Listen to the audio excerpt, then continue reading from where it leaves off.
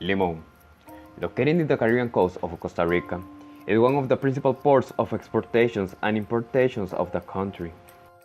With 9,188 kilometers, part of Limon lands lies at sea level, and through its western border sees an increase in altitude with mountains and cliffs. With a huge variety of people and more populated in central cities, Limon has also a sad and dramatic story.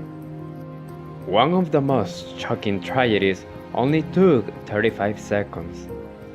35 seconds that changed everything people knew until that moment. This is the story never told before by people who lived those seconds of panic.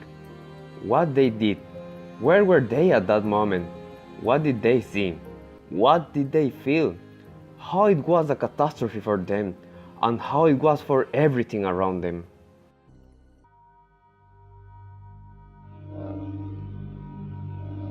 April 22 of 1991. A normal and quiet Monday afternoon. Children were leaving the school, and most of Costa Ricans were drinking the traditional afternoon coffee. Everything normal until 3:57 p.m. A severe earthquake measuring 7.4 in the Richter scale hits Costa Rica. The earthquake mostly the city of Limon and all the Atlantic coast. This earthquake was felt in all the country. Mrs. Emilia was one of the people who lived the event. She was with her husband at the time the earthquake began. That day, I was in my house in Cieneguita, and my husband came to take lunch, and he told me to go with him to Valle de la Estrella. He worked with a truck, and he told me to go so that I would not get bored in the house. So I said yes. When we arrived at Finca Ocho, I got off the car and I went to the house of my sister-in-law who lived there, and my husband went to unload the truck. At the same time we arrived, Anise came from the school, and when we entered the house, the earthquake started. Mr. Vinicio, husband of Mrs. Emilia, described the situation at that moment. At that time, I was arriving at Valle de la Estrella. I was going to leave a commodity, and when I was parking the truck, the earthquake started. The movement was so strong that it was impossible to hold on. The cars were overturned in the street, and the cars that were in motion lost control. People started to jump out of the windows of the warehouse because it began to collapse. In some houses, the walls were exploded. I listened a lot of noise of the people because they were screaming.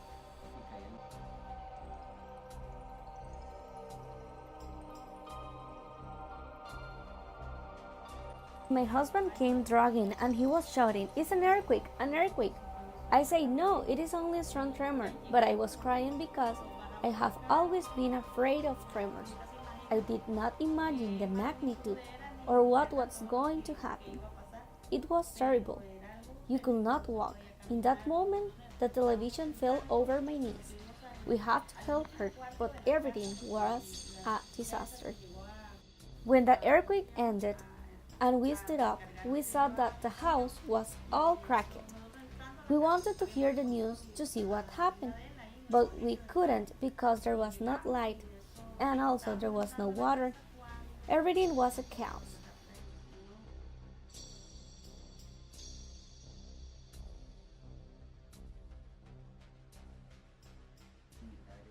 A lot of strange things happened.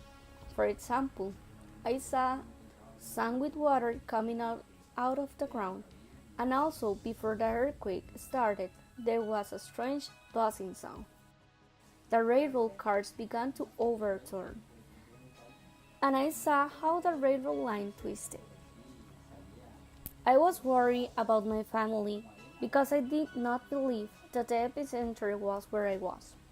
That day, I stayed right there in Valle de la Estrella because I couldn't do anything.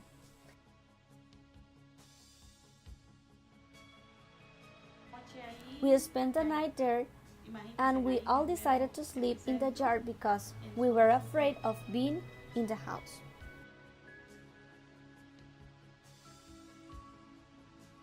Mr. Alvaro, a resident of Limon, was at home with his son at the moment the earthquake began. I was with my son in the house He was 5 years old, and we were watching television.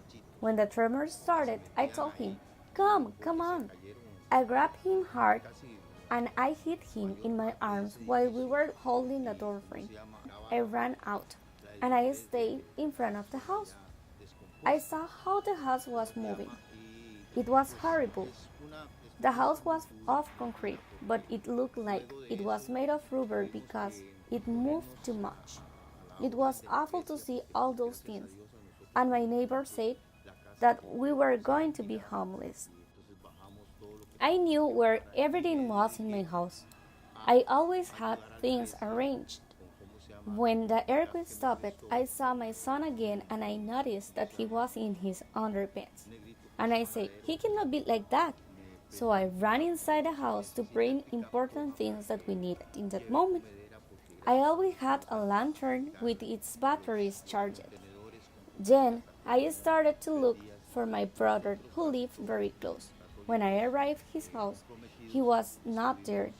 He was in Valle de la Estrella. He lived the earthquake in the mountains of this place, and he said that it was something horrible, that it seems as if a tiger was ranking the mountains and everything was coming down. He had a power plant so we could see the news for a moment, and then we realized what had happened.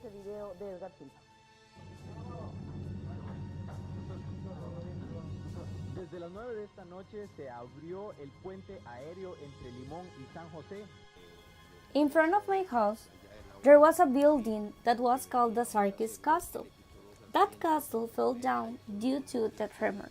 In that building, one person died. It is said that drunk people slept there because it was an abandoned place. And 3 days later, due to the stink of the body, we realized that someone died there. It was a hard experience, but we did not give up and we started to help with people of the church. They lent me a pickup, and with that I took food to different places. There was also a priest who had a plane, and with it we brought food to Valle de la Estrella. Only a person who lived that experience could know how choking and ugly that experience was. Mrs. Rocio was traveling for her job to Siquirres during the event. I was living during that time in Siquirres, and I was working at Earth. Normally we ended up class around 3:30, but that day we were late. And I was the only one with car at the moment, so I basically was the transportation for all the teachers.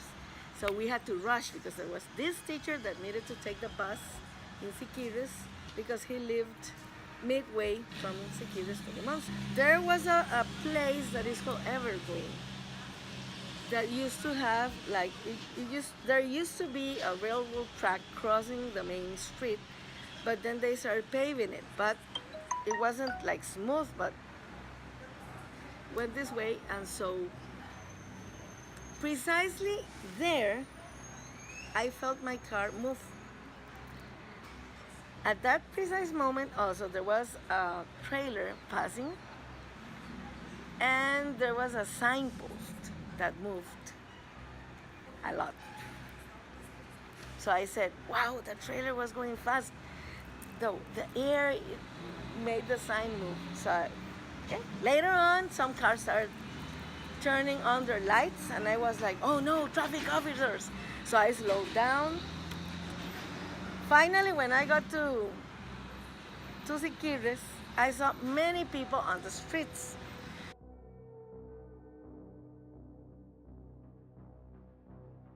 Well, I dropped off my coworker, then I was also transporting some kids. So I took them to their house, and their mom was like, my children, where were you? And I was like, we were kind of late because the earthquake. What earthquake? And then she tells me, and I'm like, okay, so the movement of the car and the signposts and the lights, and that's when I learned about it. I called my husband, and he told me that he had brought cement in his father's truck for a new building. And he said that the truck was full of cement and the truck was bouncing, full of cement, bouncing. And the people that were on the second floor started falling from the building and crashing against the pavement of the streets. The next day, my husband went to Limon on a bicycle and my mother-in-law was sent in a helicopter. About 3 days later, I went with my husband to the farm of my parents. I walked from the Valle de la Estrella to Cahuita. The next day, I came by bicycle to Limon to see my family. And in some moments, I was on the bike, and in others, I had to carry it because the bicycle could not pass. It was all destroyed. There were fallen bridges and big holes in the streets. Then I got home and there was damage on the floor and the bathroom. But my whole family was fine. Also, I had damage in my truck. The springs leaf and other parts broke due to the movement of the hurricane.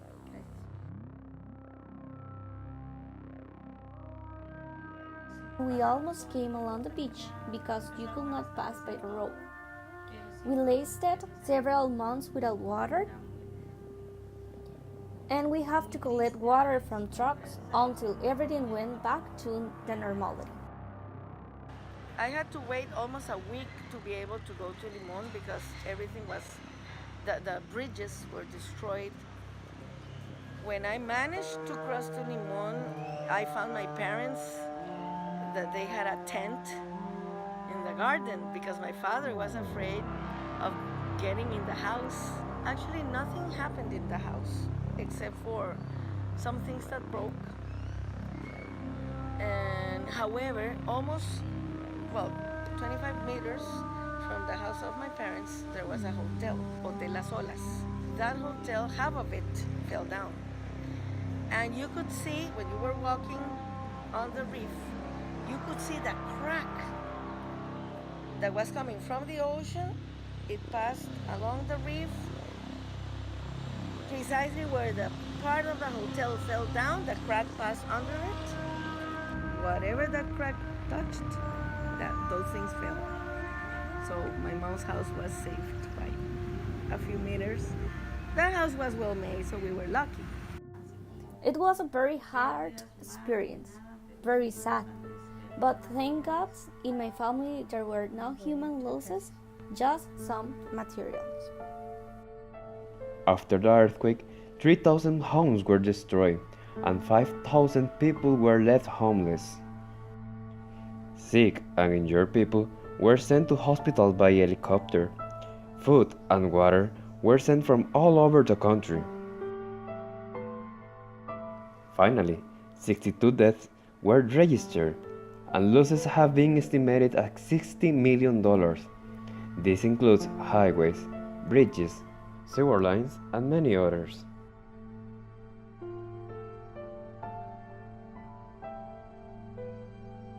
The people of Limon worked hard, and with everyone's help, Limonenses overcame this tragedy that left wounds in the sea.